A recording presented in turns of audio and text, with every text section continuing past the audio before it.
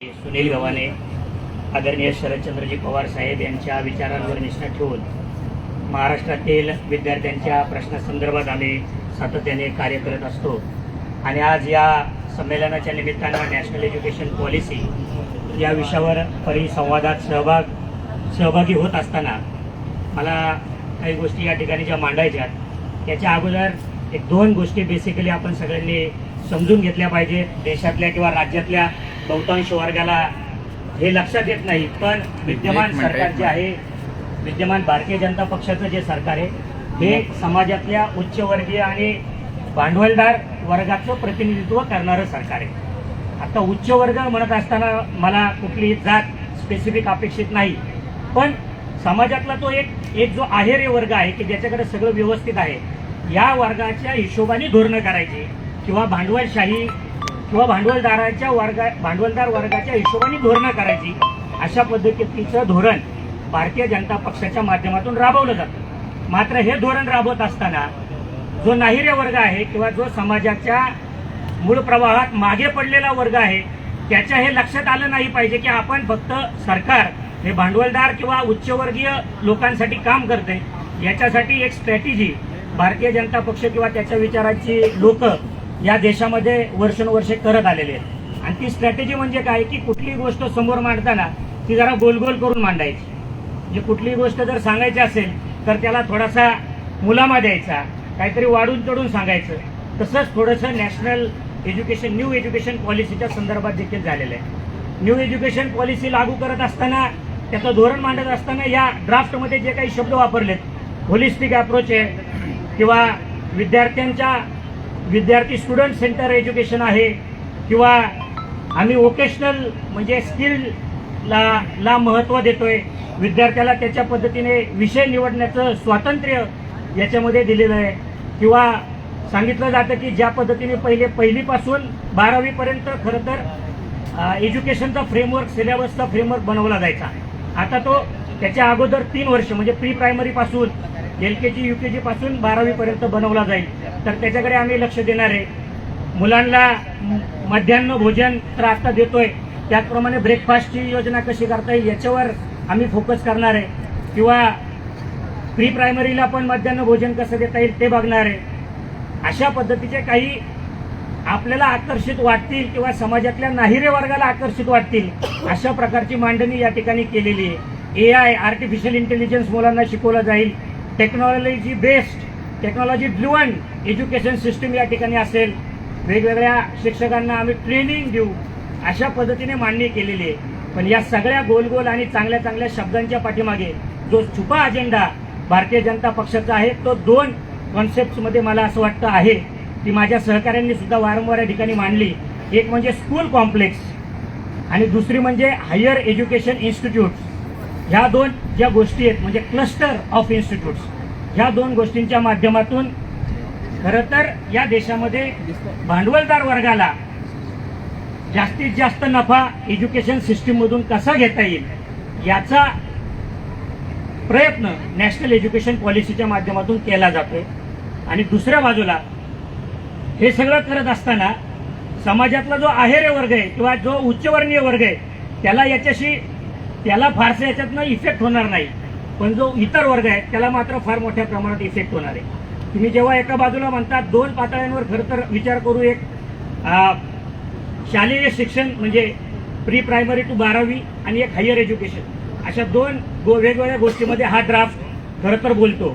तर शालेय शिक्षण पॉलिसीमध्ये ज्यावेळेस सांगितलं जातं त्यावेळेस त्यांनी सांगितलं की या सगळ्या गोष्टी करायच्या असतील म्हणजे मुलांना जर चांगल्या सुविधा द्यायच्या असतील, मुलांना वोकेशनल कोर्सेस पण द्यायचे असतील तर त्यासाठी चांगलं इन्फ्रास्ट्रक्चर अपेक्षित आहे. आणि चांगल्या इन्फ्रास्ट्रक्चरसाठी आजूबाजूचे 8-10 शाळा एकत्रित येऊन त्या शाळांनी एक स्कूल कॉम्प्लेक्स तयार केलं तर ते होईल. पण हे करत असताना स्कूल कॉम्प्लेक्स कोणाचं करणार आहे तुम्ही? तर ऑलरेडी स्कूल कॉम्प्लेक्स कोण करू शकतं? जर ज्याच्याकडे प्रचंड मोठ्या प्रमाणात पैसे, असा भांडवलदार वर्ग मोठी जागा घेऊन त्या ठिकाणी एक स्कूल कॉम्प्लेक्स करून या सगळ्या गोष्टी, सगळं इन्फ्रास्ट्रक्चर एका ठिकाणी देऊ शकतो. मग तो जर देणार असेल तर त्याची जी इन्व्हेस्टमेंट आहे ती इन्व्हेस्टमेंट तो रिटर्न कशी करणार आहे? तर ती इन्व्हेस्टमेंट तो साधारण साहजिक तो फीच्या स्वरूपात ती इन्व्हेस्टमेंट रिटर्न करणार आहे. मग फी कोण भरू शकतं? तर उच्च वर्गातले जे लोक आहेत, ज्यांच्याकडे पैसे आहेत, ते लोक भरू शकतात. उरलेली मुलं कुठल्या शाळेत जाणार आहेत? तर उरलेली मुलं ही शासनाच्या शाळेत जाणार आहेत.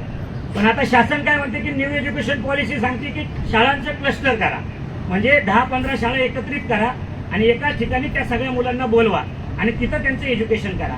मग आता जेव्हा आम्ही शासनाच्या शाळा म्हणतो त्यावेळेस 10-12 शाळा बंद करून त्या सगळ्यांची मिळून एक शाळा एका ठिकाणी केली जाईल. आता ही एक शाळा करत असताना माझ्या घरापासून ती शाळा जर 10-12 किलोमीटर लांब असेल तर ऍक्सेस मी कसा घेणार आहे, शासन कसं देणार आहे? तर शासन याच्याबद्दल बोलत नाही की विद्यार्थी शाळेपर्यंत कसा येणार आहे, त्याच्याबद्दल शासन सांगत नाही. शासन फक्त एवढं सांगते की तुला चांगलं शिक्षण द्यायचंय म्हणून मोठं क्लस्टर तयार केले. अरे पण मी तिथं येऊ कसा? तर त्याच्याबद्दल शासनाला बोलायला काही नाहीच आहे. आणि दुसऱ्या बाजूला या सगळ्या 9-10 शाळा जेव्हा एका शाळेमध्ये क्लस्टर केल्या जातील तेव्हा उरलेल्या 9 शाळांचं तुम्ही काय करणार आहे? तर मला असं वाटतं की उरलेल्या 9 शाळा ज्या शासकीय जागेवर होत्या त्या आपल्या भांडवलदार वर्गाला किंवा आपल्या विचाराच्या संस्थेला दान देण्याची प्रक्रिया शासनामध्ये बसलेल्या भारतीय जनता पक्षाच्या प्रतिनिधींकडून होऊ शकते. याचं उदाहरण म्हणजे सुरुवातीला आता आपण पाहतो की एखादी शाळा, त्या शाळेचे विद्यार्थी एका क्लस्टरमध्ये तुम्ही डिप्लॉय केले तर ते आहे ते इन्फ्रास्ट्रक्चर तुम्ही कशासाठी वापरणार? तर ते म्हणणार नाही हे इन्फ्रास्ट्रक्चरची गरज नाही, मग आम्ही आमच्या सामाजिक संस्थेला देतो. कुठल्या संस्थेला देणार? भारतीय जनता पक्षाच्या किंवा RSS विचारसरणीच्या संस्थांना या जागा, या प्रॉपर्टीज दिल्या जातील. एका बाजूला ते सांगतात की मुलांना आम्ही मध्यान्ह भोजन देऊ. आज मध्यान्ह भोजनाची परिस्थिती काय आहे? ब्रेकफास्टला 5 रुपये शासनाने लागू केलेत आणि सांगितलं जातं की सकाळी मुलांना एकतर अंड द्या किंवा एक केळ द्या. 5 रुपयामध्ये महाराष्ट्रात कुठं अंड मिळतं? ते अंड उकडायचं कसं? उकडलेलं अंड विद्यार्थ्याला द्यायचं कसं? त्याची प्रक्रिया काय? याच्याबद्दल बोलत नाही. सांगण्याचं तात्पर्य काय की ग्राउंड रियालिटीमध्ये कुठल्याही प्रकारची शासन जबाबदारी घ्यायला तयार नाही. शासन काय करते की शासन जबाबदारी ही एज्युकेशनल इन्स्टिट्यूटवर टाकते. त्याचप्रमाणे हायर एज्युकेशनमध्ये त्यांनी सांगितलं की large and multi disciplinary centres आम्ही करायचे, म्हणजे एकाच सेंटरमध्ये वेगवेगळ्या विषयांचा अभ्यास करता येईल.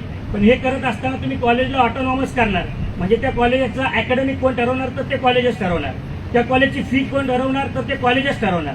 मग त्या विद्यार्थ्यांना ती फी भरण्याची प्रक्रिया काय आहे? तर काहीच नाही. आज आम्ही बघतोय की जे छोट्या कमी पैशाच्या फी आहेत त्या सुद्धा शासनाकडून प्रतिपूर्ती केल्या जात नाही. RTI अंतर्गत गेले 3 वर्ष झाले ज्या शाळा मुलांना ऍडमिशन देतात त्या शाळांना शिक्षणाची शुल्क प्रतिपूर्ती, म्हणजे RTIच्या अंतर्गत जे मुलं शिकतात त्यांचे पैसे सरकारने शाळेला देणं अपेक्षित आहे.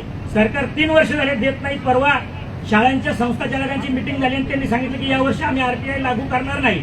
आज जानेवारी महिना, फेब्रुवारी महिना आला, अजून पण महाराष्ट्रात RTI लागू नाही. म्हणजे एका बाजूला गोल शब्द बोलायचे पण दुसऱ्या बाजूला विद्यार्थ्यांना तुम्ही काय द्यायचं नाही. या राज्याचे उपमुख्यमंत्री विधानसभेमध्ये सांगतात की PhD करून विद्यार्थी काय करणार आहे? म्हणजे PhDच्या विद्यार्थ्यांना तुम्हाला स्कॉलरशिप द्यायची नाहीये. एका बाजूला तुम्ही अगदी 40-50 मुलांना फेलोशिप देणार आणि मग विद्यार्थ्यांना शिक्षणापासून लांब कसं न्यायचं आणि त्या विद्यार्थ्यांना कर्ज काढून त्यांच्या पालकांना कुठून तरी पैसे आणून ह्या भांडवलदार वर्गाच्या शैक्षणिक व्यवस्थेमध्ये कसं ढकलायचं याचा एक छुपा अंजेदा नॅशनल एज्युकेशन पॉलिसीच्या माध्यमातून चांगले शब्द वापरून या देशातील आणि राज्यातील लोकांवर लादला जातोय. मला असं सांगायचं, जर तुम्हाला नॅशनल एज्युकेशन पॉलिसी आणायची होती आणि यातल्या सगळ्या गोष्टी करायच्या होत्या तर सगळ्यात पहिलं तुम्ही पार्लमेंटमध्ये एक लॉ आणला पाहिजे होता, कायदा पारित केला पाहिजे होता. तो कायदा असा पाहिजे होता की या देशाच्या एकूण बजेटपैकी किमान 6% बजेट जे कोठारी आयोगाने 68, 86 आणि आता 2020च्या एज्युकेशन पॉलिसीमध्ये पण सांगितलं 6% बजेट हे शैक्षणिक व्यवस्थेवर खर्च केलं जाईल. याचा पहिला तुम्ही कायदा आणा. किंवा मुलींना शिक्षण 1ली पासून 12वी पर्यंत मोफत केलं जाईल याचा तुम्ही कायदा आणा. हे करण्याचं सोडून, कारण याला जबाबदारी आहे, हे समाजाभिमुख काम आहे. मात्र वर्गातल्या समाजातल्या उच्चवर्गीय आहेरे वर्ग आणि भांडवलदार वर्गाचं प्रतिनिधित्व करणाऱ्या सरकारने कुठेतरी नॅशनल एज्युकेशन पॉलिसीच्या माध्यमातून गोडवड शब्द वापरून एक छुपा अजेंडा आपल्या मित्रांसाठी राबवलेला आहे आणि तो हाणून पाडण्यासाठी खरं तर या सगळ्या योजनांना विरोध करण्याची भूमिका आम्ही सर्वांनी घेतली पाहिजे, किंबहुना आपण ती घेत आहोत. याचा मला आनंद आहे. आपण या ठिकाणी मला बोलवलं. 2 शब्द बोलण्याची संधी दिली त्याबद्दल मी संयोजकांचे आभार मानतो आणि थांबतो. धन्यवाद. थँक्यू. जिंदाबाद जिंदाबाद.